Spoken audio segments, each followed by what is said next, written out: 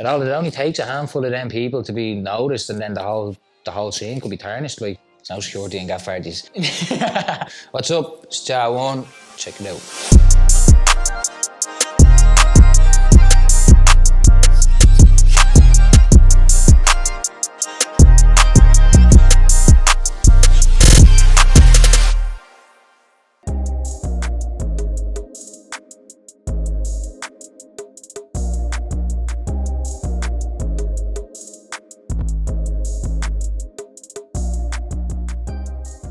So what got me into music was, I think it was just at a young age, I came across rap music and I heard of Eminem, 50 Cent, Dr Dre, the likes of the Chronic album, the Curtains Call by Eminem. I think it was just all them that as soon as I heard that, I was just like, right, this is what I'm doing. This is what I like, sort of thing. That's when I knew what music I sort of liked. You know, that sort of, I must have been about 6 or 7, but. Was there any one particular one that stood out that kind of made you go, you know what, I want to do this? Just, it was like even, you know, like the likes of like D12, there was Snoop, Dre, 50 Cent. Like them lads were all like, they were like in their prime as I started listening to them. So I think it was just seeing them, that lifestyle and like, obviously the shit they were going on about as well. Like I was still too young to understand it, but I just loved everything about it. It was a very different scene back then to what it is now. Ah. Like very different. Yeah, sure, it's all fucking auto-tune over in America. I went on to one of theirs, like I said, I do watch I listen to the Rap UK playlists, and like when you need to switch it up, like I was going on to like Rap Caviar, and like you're just scrolling down and like every song is auto-tune. Like literally. Like there must be 1 or 2 tunes that haven't got auto-tune, like, do you know what I mean? And you're just like, I'm not listening to that. Do you know what I mean? Like there's only so much auto-tune you can listen to as well, so.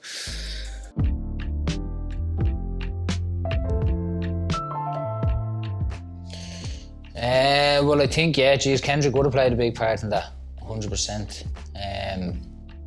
Cole as well. I suppose there is like a handful, like, I know people don't say it and all, but like Jay-Z is one of the goats out there, like, do you know what I mean? Kanye, as much as he's a mad thing, like, he is.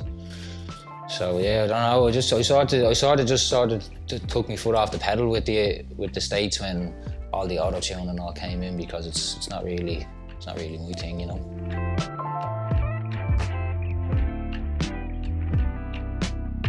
Versatile. I don't see myself as sticking to the one genre of hip hop. So I see myself more as an artist. So if I like the sound of something, I don't care what it is. I'll try to create something over that.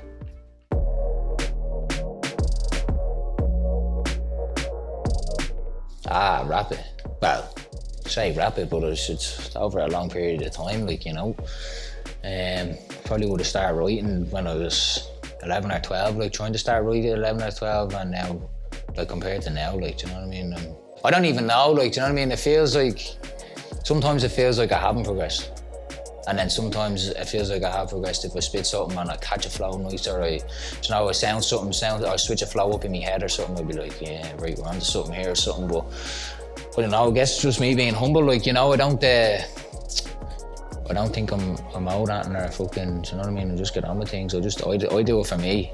Do you know what I mean? Because I'm doing this since I'm so young, I just do it for me. Like it's a part of my life now at this stage. Like, how long would you say it took you to really start getting on your flow, like? Well, it was me and a fella, Murray C. He's in the Rogue Poets. We started off with each other, and it was like 6th class first year.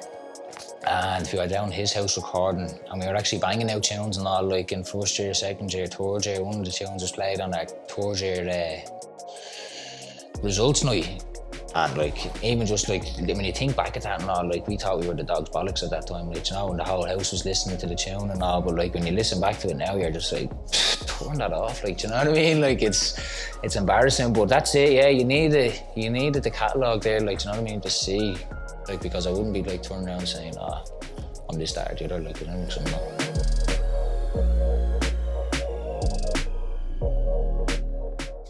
I listen to a lot of UK rap, likes of Lions, Scraps, Fredo and all. As well, I've been flat out working the whole lockdown, so I've been just busy. So I'm just me Rap UK Spotify playlist has got me through everything when I'm in working on site. So I'm just staying busy, you know yourself.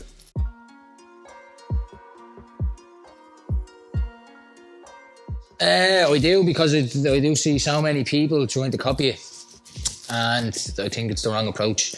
There's people who are jumping on and using like the English like slang, and it's like I've seen a few uploads there on English platforms, and like the English are literally laughing at us, like saying like, look how much like we've rubbed off on them and all, they're not being original, this, that and the other. And it only takes a handful of them people to be noticed, and then the whole scene could be tarnished, like, you know what I mean? So I think drop the fucking drill English shit. Not so more so drill, because there is shit that goes on over here like that could be spat over drill beats. Like, I spit over drill beats, but I don't spit drill. Do you know what I mean? I spit like rhymes and facts over drill beats because I like the sound of drill beats, not because I'm going out to fucking cut someone up or something, like, do you know what I mean? That's not what we're about here. But do you think the rappers, or the drill rappers, for example, Ink and stuff like that are using that authentic Dublin accent, they'll be the ones that will be really pushing for it, rather than these I don't want to call them copycats, but the lads that are copying that English slang? Yeah, 100%. Fucking shouts to Ink, and anyway, yeah, he's doing his thing, he's staying original. So like, you can't knock him, like, do you know what I mean? What he does is his business, but he's Irish with it, like, do you know what I mean? So, and I think that's why he has the exposure he has, because he is Irish with it, do you know, that sort of way. Like, I know there's obviously a few other lads in the scene that are making moves, but as well, they're going down the UK channel, like, do you know what I mean? Whereas Ink's dead 100% Irish, but yeah, see, if the likes of A92 and stuff like that are really pushing that. They are, and big up them as well. They're flying. I see a lot of hate being thrown over their way, but no, it's 100% love, I feel. And anyway, they're doing their thing. They're making moves. They're doing bits, like, you know what I mean? People are just jealous, if you ask me, if they're trying to fucking throw shade on them. But do you find, like, A92, for example, they're doing their thing, man. They're absolutely killing it. But obviously, there's that hate. Do you think that hate is born out of our culture, where if we see someone doing well? Exactly. If someone's going up the ladder and someone's going up, someone is standing there ready to just go, no. Do you know what I mean? And it's sad, because like, even you do see it with the likes of McGregor and all, like, do you know what I mean? Everyone loves him one minute, they hate him the next minute, like, do you know what I mean? You can't win with the Irish, I don't think. And as well, the way the scene is now, I think that one person, like, well, not that everybody has the same like thought that they need to be number one before anyone else. With the attitude of that, no one's going to be number one. That's what I'm thinking anyway.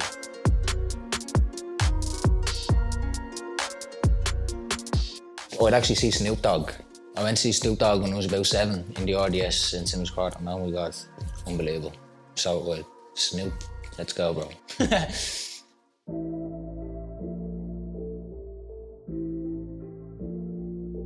Just the whole atmosphere of it. Like, you know, like, fucking, if we're going out to a gig, like, we'll all go out and we'll have something nice to eat beforehand, and fucking, you know, like, eat good, go in, get the drinks going and all, and just get a good vibe going, and then you start seeing people in the crowd and all, and you just start buzzing off everyone and all. It's good crack.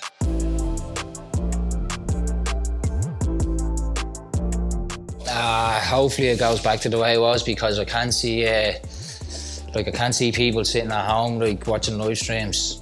Do you know what I mean? Like, it doesn't go down with me. I don't think, like, I wouldn't do it. Do you know what I mean? I wouldn't have the patience to just sit there and watch someone. Obviously, like, depending on who it was, I suppose, maybe, but no, I have a big thing with patience myself, like, you know what I mean? I'm sure I'm not the only one to be just sitting there, like, looking at the out. Like, I'd rather be out there giving it sucks.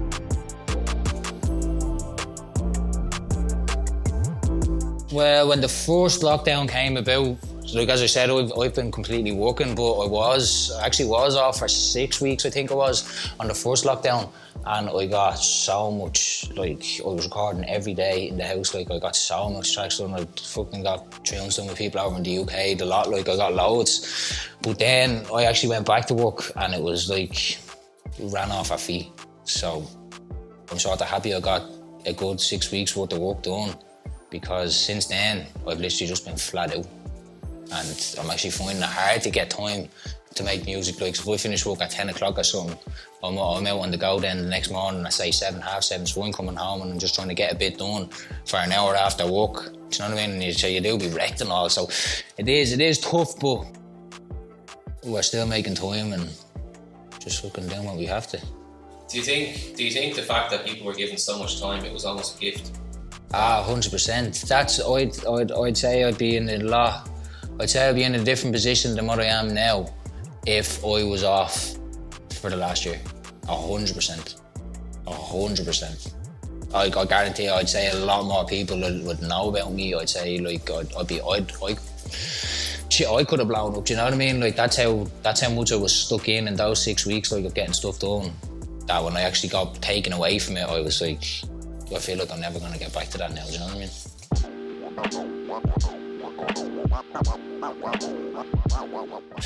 For anyone just fucking not working, just stay busy. Like stay busy, stay active. Don't fall into bad habits and all, because it's very easily done. Yeah, just stay busy. That's the main thing for me, and just like pick up new hobbies and fucking, you know, like do new things, gain a bit of confidence in yourself, and you know, like just try to make yourself feel a bit better, even if you're doing fuck all. Like you need to just keep the brain active and keep the body active, you know.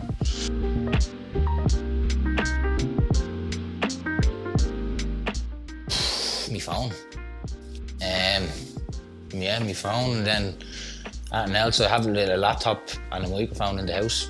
That's it. Do you know what I mean? Like if I need to get something down, I can get it down, I can send it off to be mixed or mastered or whatever. Or else I can just, if I have the phone, I have beats, I have my bars, I have my notepad, you know, so that's all I need. And then if it comes down to it, you're into a studio and then that's it, sure.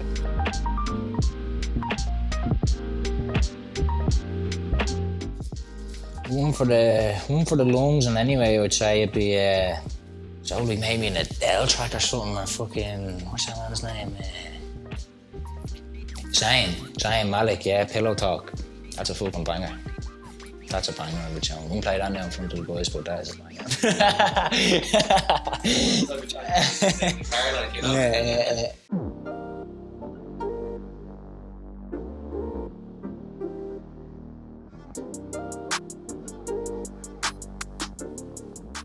Xtract Flavours.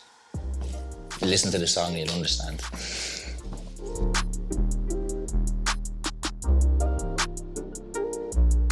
We're going to release a few singles. We have a few singles there in the works, but there's something big going on behind all that, so just stay ready, yeah? A few singles for the time being anyway, but there is something big coming in the second half of the year, so keep it locked.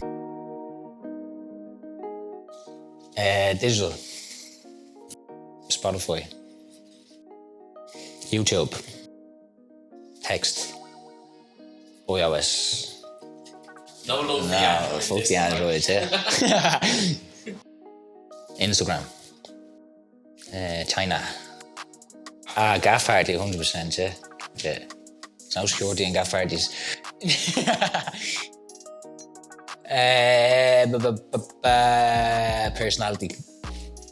Personality, yeah. Keep up to date with me on Instagram at Jah1, Spotify Jah1, and yeah, hope you enjoy it.